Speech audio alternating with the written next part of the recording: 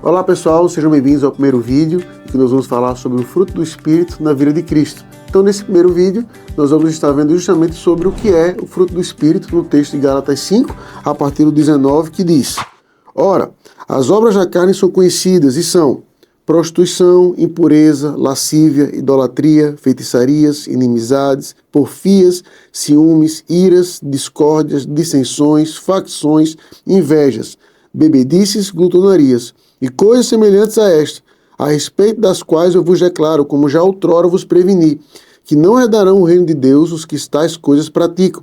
Mas o fruto do Espírito é amor, alegria, paz, longanimidade, benignidade, bondade, fidelidade, mansidão, domínio próprio. Contra essas coisas não há lei. E os que são de Cristo crucificaram a carne com as suas paixões e concupiscências. Se vivemos no Espírito, andemos também no Espírito. Não nos deixemos possuir de vanglória, provocando uns aos outros, tendo inveja um dos outros. A epístola de Paulo aos Gálatas é uma epístola que é extremamente conhecida, né? Autores como Lutero, por exemplo, escreveram grandes comentários, grandes livros em cima disso. Uma carta que ela é conhecida justamente por ser uma grande defesa do apóstolo Paulo sobre a justificação pela fé. Como o justo é salvo pela fé e pela fé somente, que não vai ser através das obras daquilo que ele faz ou deixa de fazer, mas por aquilo que Cristo fez. Quando ele chega nesse texto aqui, o apóstolo Paulo olha justamente para como um crente ele vai se portar no poder do Espírito. Tá bom? Então ele começa justamente dizendo aqui nessa sessão quais são as obras da carne, ou seja, o que são aquelas obras que são inimizadas, como ele vai dizer no texto anterior, com as obras do Espírito. A ideia dessa lista que o apóstolo Paulo faz do 19 até o 21 não é ser uma lista extensiva, ou seja, ele não está tentando dizer essas são as únicas obras da carne. Tanto é que ele até acrescenta no final, coisas semelhantes a esta. Listas como essa você vai ver também em Romanos, você vai ver também em Tito. A ideia dele é pontuar exatamente áreas. Então, se você observar esses frutos da carne aqui, nesse texto, você pode até encontrar uma divisão, como muitos teólogos até fazem. Os três primeiros, né, prostituição, impureza e lascívia, são exatamente questão da área sexual, ou seja, pecados que têm a ver com a questão da pureza do corpo no que concerne a questão sexual. Depois, você vai ver os dois, idolatria e feitiçaria, nessa área da idolatria, ou seja, que mexe diretamente com outros deuses. Apenas uma nota interessante, que a palavra feitiçaria aqui em grego é a palavra que no português origina a palavra farmácia. Tá? Então com isso, obviamente, não é o apóstolo Paulo tentando criticar a farmácia ou remédios, mas mostrar exatamente como era uma prática comum daquele tempo, o uso de doses de veneno até para matar as pessoas. Os dois aqui mostram o aspecto do que concerne diretamente a Deus, a idolatria, a outros deuses. Depois, e a maior parte da lista, os 8 seguintes, inimizades, porfias, ciúmes, iras, discórdias, dissensões, facções e invejas, tem a ver exatamente com contenda, com problema com outra pessoa. Então é a maneira até mais prática de demonstrar o amor e a raiva, o problema com outra pessoa. E por fim, os dois últimos, bebedices e glutonarias, é a ideia do cuidado com o próprio corpo. Ou seja, de que a pessoa que bebe demais e a pessoa que come demais, que não tem cuidado, que não zela pelo corpo que o Senhor Deus o deu.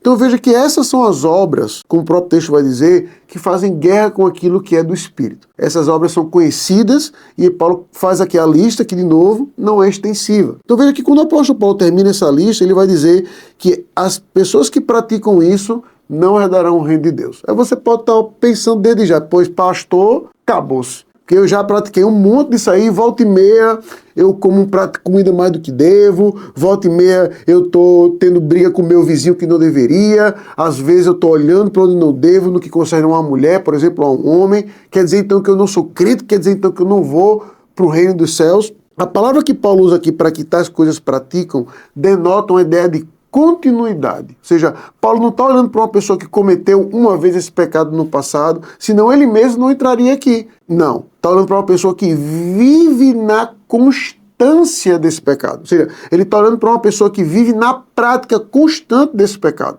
Tá certo? Então, Paulo está olhando para o quanto mais. Tá? Então, se é o seu caso, arrependa-se. Porque o texto é direto em dizer que você não herdará o reino dos céus. Se você, como crente, encontra-se, às vezes, praticando um pecado como esse, está errado, sem dúvida. Devemos nos arrepender, com certeza. Mas justamente entendendo o processo de mortificação, como a gente vai ver até já ainda nesse texto. Então, quando Paulo vai falar sobre isso, então Paulo já faz o contraponto. E vai dizer, mas o fruto do Espírito é. E aqui eu já queria chamar a atenção para algumas coisas óbvias. Primeiro, veja que Paulo vai dizer o fruto do Espírito. Ele não vai dizer o fruto da bondade, o fruto da resistência, o fruto das boas obras. Então, veja que essas obras, o que o apóstolo Paulo vai estar falando daqui para frente, né, obras na verdade, são características espirituais, ou seja, não tem nenhum ser humano que nasceu com aquilo. Não são características desenvolvidas através do esforço. Não é feito você chegar assim e dizer, rapaz, eu vou para uma academia para ganhar um corpo X. Não, é algo que vem do Espírito. Com isso quer dizer que a gente não deve desenvolver? Devemos, mas a origem desse fruto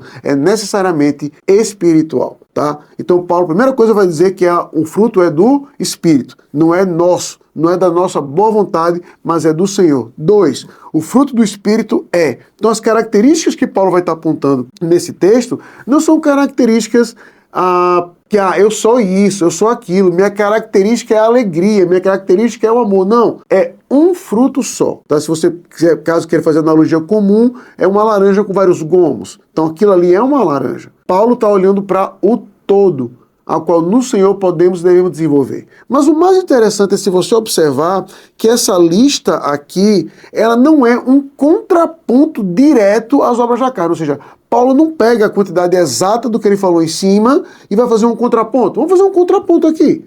Vamos pegar esse o contraponto, ou seja, ele não olha para a prostituição e vai dizer o fruto do Espírito é castidade, um exemplo. Tá? E vou além. Veja que quando você olha direitinho para esse fruto, nem são tanto questões de obra, mas de caráter. O que uma pessoa deve ser, não necessariamente fazer, mas ser para desenvolver esse fruto do Espírito. Então Paulo vai colocar essa lista, dizendo que o fruto do Espírito é. Quais são as características? Qual é o caráter de uma pessoa que tem o fruto do Espírito? Amor, alegria, paz, longanimidade, benignidade, bondade, fidelidade, mansidão, domínio próprio. Contra essas coisas não há lei, ou seja, não há restrição, não tem uso mínimo. Obviamente a gente não vai ver agora cada um desses pontos, pois a série, cada vídeo será dedicado a uma característica desse fruto. Então, a grande questão aqui que eu quero estar trazendo nessa série é de que quando você vai olhar para esses frutos aqui, esse fruto aqui, perdão, você pensa e diz assim, rapaz, mas qual é o exemplo de amor na Bíblia? Qual é o exemplo de alegria? Qual é o exemplo de paz? Qual é o exemplo de domínio próprio? E é interessante a gente ver que na própria literatura, por exemplo, inúmeros livros que vão mostrar de forma muito boa o que é o amor, o que é a alegria, o que é a paz, o que é a longanimidade, isso vale muito a pena. Mas algo que eu tenho até feito nos meus gabinetes pastorais, por exemplo, é por que a gente não aprender essas características no exemplo máximo da pessoa de Cristo Jesus? Ou seja, como Cristo mostrou cada uma dessas características na sua vida, para que a gente possa olhar para ele e então imitar aquilo que ele é também, e assim o fez por nós, tá bom? Então a ideia dessa série é a gente poder ver cada um desses pontos aqui na vida do nosso Senhor. Só que o texto continua ainda num ponto que é fundamental para que desde já você aprenda algo. Que quando Paulo olha para essa característica, Paulo vai concluir dizendo assim, e os que são de Cristo Jesus crucificaram a carne com suas paixões e concupiscências. É muito conhecido o texto, Jesus vai dizer, se quer seguir após mim, tome sua cruz e siga-me. Pois bem, Paulo aqui ele olha para o fim da jornada e vai dizer, não é apenas carregar sua cruz. Paulo aqui está dizendo com todas as letras que quem vai crucificar lá as paixões é você, sou eu, né, que é o que nós chamamos de mortificação. Eu gosto muito de um teólogo chamado Philip Graham Hyken, que ele vai mostrar 4 características sobre a crucificação. Tá? Ele vai dizer que toda crucificação ela é, vergonhosa. A morte de uma cruz ela é vergonhosa, ou seja, ela não era uma coisa assim, apesar da gente usar até hoje como símbolo, né, na nossa bijuteria, nossas joias, a crucificação era algo vergonhoso. O D.A. Carson, no seu livro Escândalo, vai até dizer que no tempo da Bíblia era um palavrão, inclusive você não podia nem falar numa mesa. Então a morte de cruz é uma morte que é vergonhosa, uma morte que expõe você a outras pessoas. É uma morte que ela é altamente dolorosa. A morte na cruz ela é uma morte por asfixia. Ele não prega ali você para que você fique, não, morra com os pregos, infecção. Você vai morrer de asfixia. É uma morte que é longa. Né? Ele também destaca que a morte da cruz é uma morte que é gradual. Ou seja, ela não é instantânea. Não é como se fosse um tiro na cabeça, uma decapitação. Ela é gradual. E por fim, ela é final. Ou seja, ela leva você à morte. Quando a gente entende, por exemplo, essas 4 características que esse autor vai pontuar, a gente vai entender que esse processo de mortificação, por exemplo, ele não é simples, não é fácil, vai ser altamente doloroso como foi em Cristo Jesus. É por isso que a gente não gosta tanto de falar sobre santificação, ou olhar apenas aquele aspecto do ó, Senhor me vivifica, eu preciso de ti. Tem nada de errado com isso. Mas quando Paulo vai dizer que eu e você devemos crucificar o velho homem, Paulo está olhando para algo que é duro, de fato, gruento mesmo, algo que é doloroso, algo que é longo, mas que é necessário a gente fazer. Que a gente não pode lidar com essas obras da carne, mas ao contrário, crucificar esse velho homem.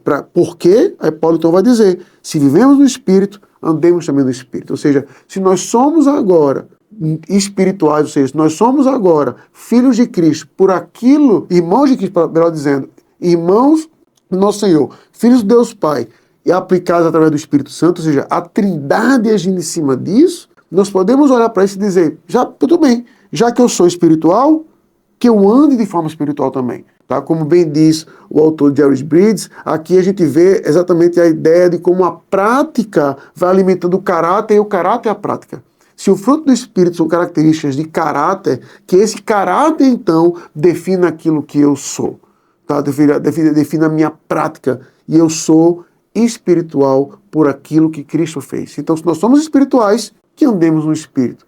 Crucificando então o nosso velho homem, crucificando então as obras da carne, no poder do Santo Espírito de Deus. Então, o que eu queria terminar dizendo nesse vídeo é justamente para que você nunca se esqueça disso.